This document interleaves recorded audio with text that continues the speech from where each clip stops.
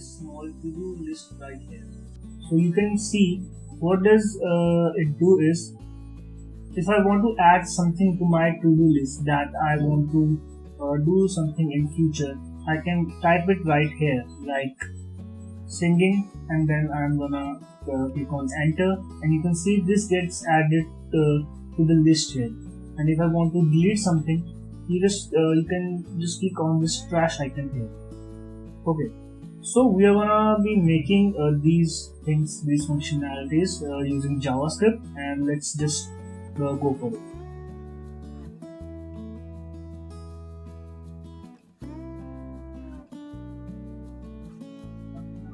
Okay, so I'll just explain you this code. What this code does is it just creates a list of li tags which stores the our to-dos for now. These are static to-dos, and also this has the CDNs for Bootstrap, Bootstrap 4, and also it has this style sheet link too.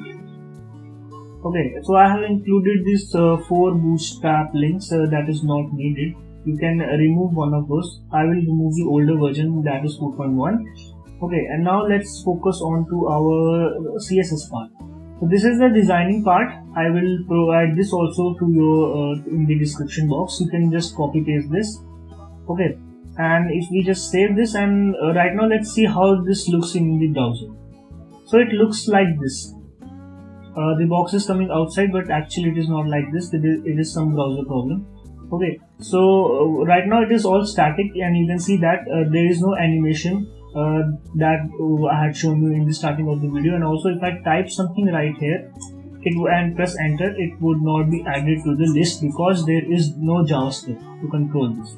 So let's work on the JavaScript part to add these to-dos that we write into the list. So let's just focus on JavaScript now and include a script that would include the JavaScript. So we'll write type equals to text slash JavaScript, and the source would be equals to our to-do list.js. Save this, and let's see if this is connected to our HTML or not.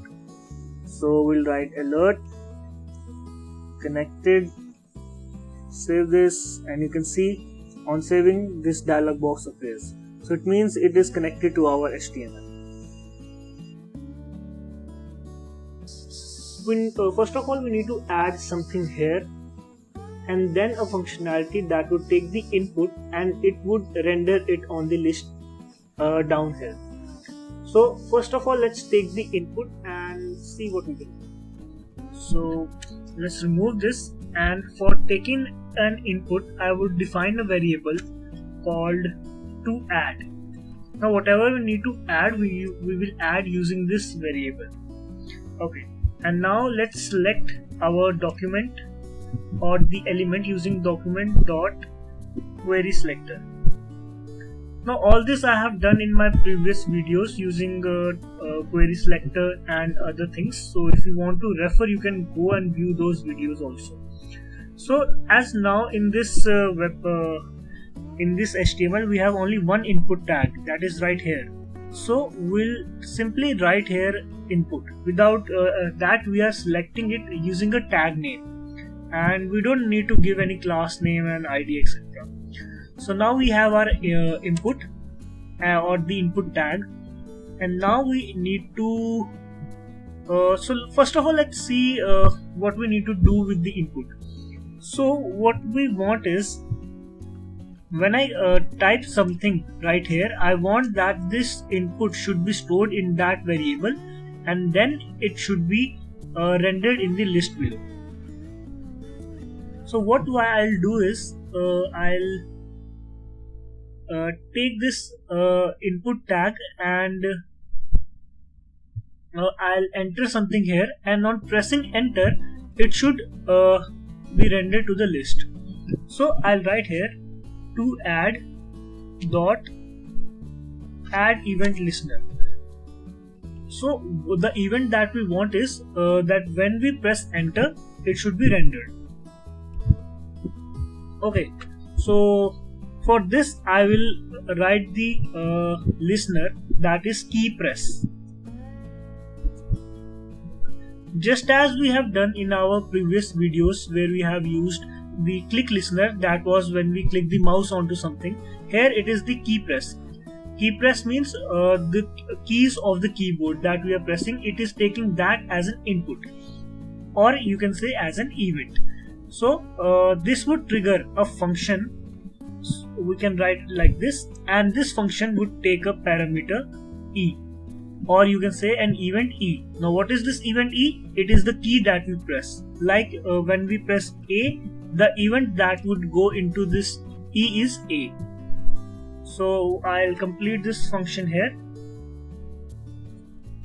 and for now let's just console our event. So I'll write console.log E. Let's save this and check it on the browser. I will inspect this and open the console. So you see, when I write something onto here, let's stretch this out. Now when I type something right here, it gives me the corresponding event to it. Like if I press D, then it would give me an event right here which contains the event D. Now this event has a lot of details. If I just expand this, you can see there are lots of attributes that are associated with this event. We are interested in this attribute right here, that is code. Okay, let's see what happens when I press enter here.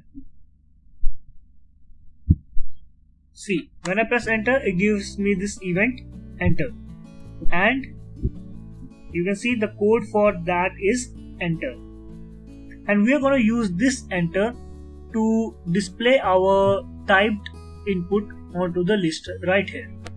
So first of all, let's do some action on pressing the enter key. So I'll write here, if I press the enter key, that is e.code is equal to enter, then console.log, that is print the element onto the console. So I'll write here to add dot value. Save this, and now let's see what happens. Let's inspect first, and now when I type anything here like this, and when I press enter, so onto the console you can see the name hasn't printed. Let me do it once again.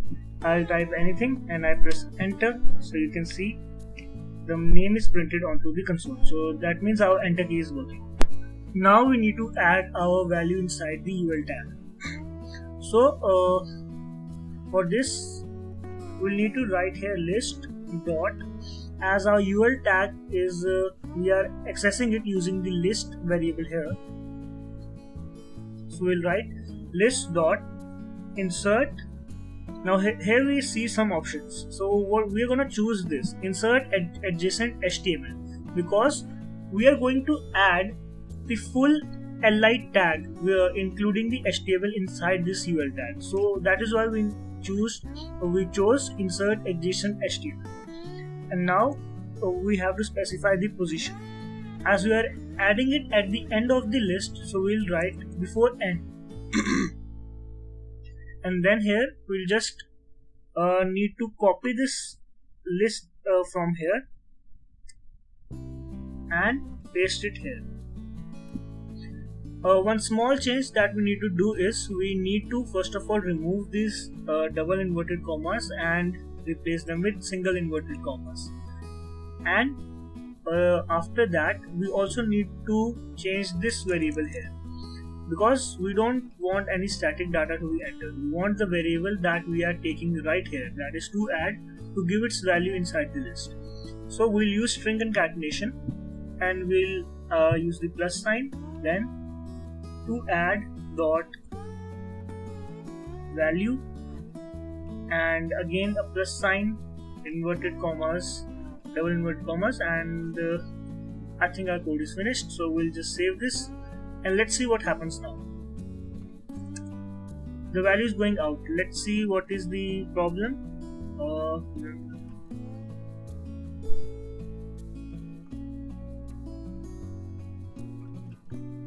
Okay, because the position that we have choose for this is wrong, we need to add this.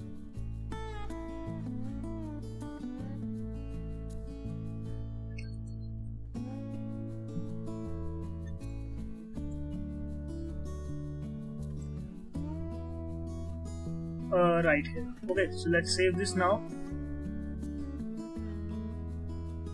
and again try this, and when I press enter, so you can see the value is added to our list.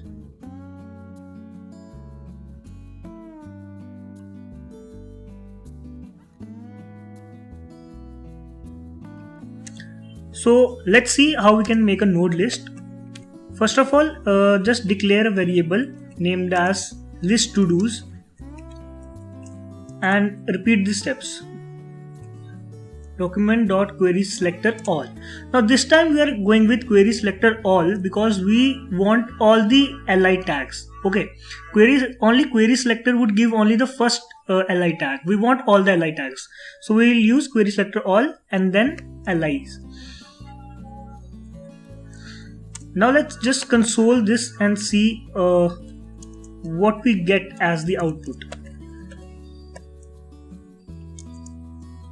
So I have partitioned these windows like this so you can see in a better way. Now here in the console you can see we have a node list with 5 li tags. So this is a node list which contains all our to-dos. Now what we need to do is we need to access every element of the node list and apply the delete functionality onto this. So for this we are going to use loops. Now the question arises, which loop we are going to use here? We are going to use a for each loop. The reason is that other loops occur in a pattern that all the functionalities are done applied to each element one after the other. But what we need is if I select this element, then it should be deleted. If I select this element or the third or the fourth, it should be deleted in the same way that the other elements are deleted. That means we want to apply the code at the same time parallelly to all the elements. Okay, so for that we are going to use for each loop. Now this is a little tricky, the difference between for each and for loop. When you will do projects, then only you will get the essence of this. Okay, so we are going to use for each loop. So we are going to write here list to dos dot for each. Let's name the element to be removed as to remove and give this the corresponding function. So we are going to write to remove dot adding a click event listener and giving the corresponding function. So now this is the most important part of this video, so don't miss this out. Okay, so now what we want to do is we want to select the element and remove it from its parent element, that is the full list to dos tag. Okay, so I'll write here to remove dot parent node dot remove child, and which is what this is the to remove. So this what this says is, it says that select this to do right here and remove this from the parent tag that is enclosing it, which is the this tag right here, that is the UL tag. Okay, so to remove dot parent node dot remove child to remove, and let's save this. And now when I click onto this element, you can see it gets removed. Now let's add some more elements and see what happens. I'm typing anything that is okay. So I've added these 4 elements right here. Now if I remove these elements that I have added now when I click onto them, you see that they are not getting removed. This is happening because the function that we have defined right here is taking the elements that we have initialized earlier that were in the node list. Now what we need to do is we need to tell this that the new elements that also I am adding, you should add it to the node list, and the functionality should be performed to those elements also. So for that we are going to do a simple change. We are just going to copy this and we are going to paste it here, and also we are going to copy this function and we will paste it here. Save this, and now you can see these are the initial elements. Okay, these are removed properly, that's fine. Now let's add some more elements. Okay, and now these elements should also be removed. So see, when I click, you can see that these are removed.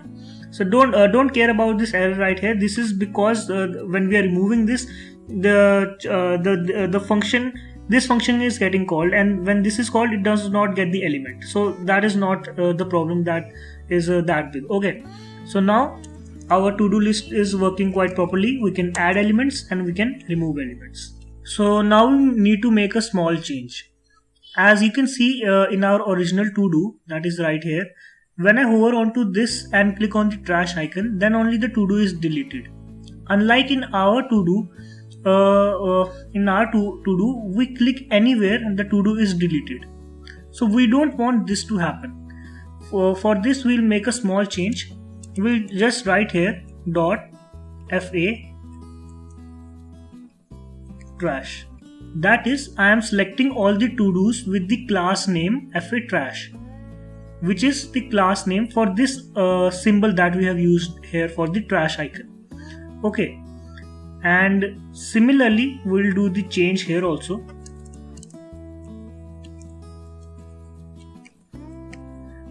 And then we need to make some more changes. Okay, so here our toRemove.parent node used to signify the parent of the li tag, but now our toRemove is this I tag right here. So we want the parent node accordingly. Okay, so we'll write toRemove.parent node, which will give this span tag, and then this li tag with one more parent node. So here I'll write toRemove.parent node. This will select the li tag. Similarly, for selecting the ul tag, we'll write 3 parent nodes. For first parent node for this span tag, then this li tag, and then this ul tag. Okay, so I'll write here parent node dot parent node and one more parent node, and one more dot here. Similarly here also parent node dot parent node. So we have these 3 parent nodes here and the li tag with these 2 parent nodes. So now the problem of selecting from anywhere is resolved. One last thing that we have to do is, as in our original to-do, you can see that when I hover onto one of the LIs, then only this transition of trash icon is appeared. So we have to add this functionality here also. For that we just need to make a small change. We'll go into our to-do list.css, and here we have this li span tag, which actually selects the span tag of our li. So what we need to do is, first of all, let's make the width as 0. Save this, and you can see our trash icon is gone. Now we have to add the hover functionality. So we'll write li :hover, and then the span tag. We select the span tag and we'll make the width as 40 pixels. Okay, so now you can see when I hover, this trash icon appears with the width of 40 pixels, and when I remove our cursor away, it disappears. But this is quite rigid. We want to make the flow look very nice. Okay, for that we need to add a transition. So in our li span, we'll just add a transition property. We'll write transition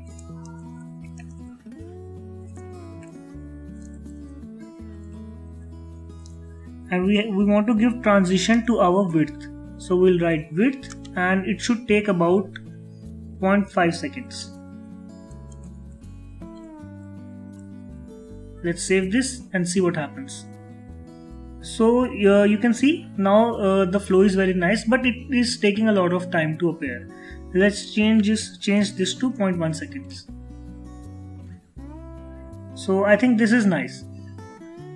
So we are done with our to-do list project, and one thing that I have not added here is, you can see in our original to-do, when we delete, when we click on the delete icon, it gets deleted. But when we click anywhere else, you can see the color of the text gets changed to gray, and a line appears on that, depicting that one of our tasks has been done.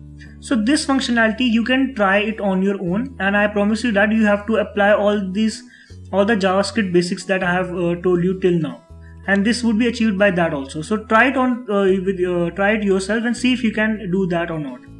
So this is all for this video, and if you like this video, please share this, subscribe to my channel, and also like this video. So thank you and have a nice day.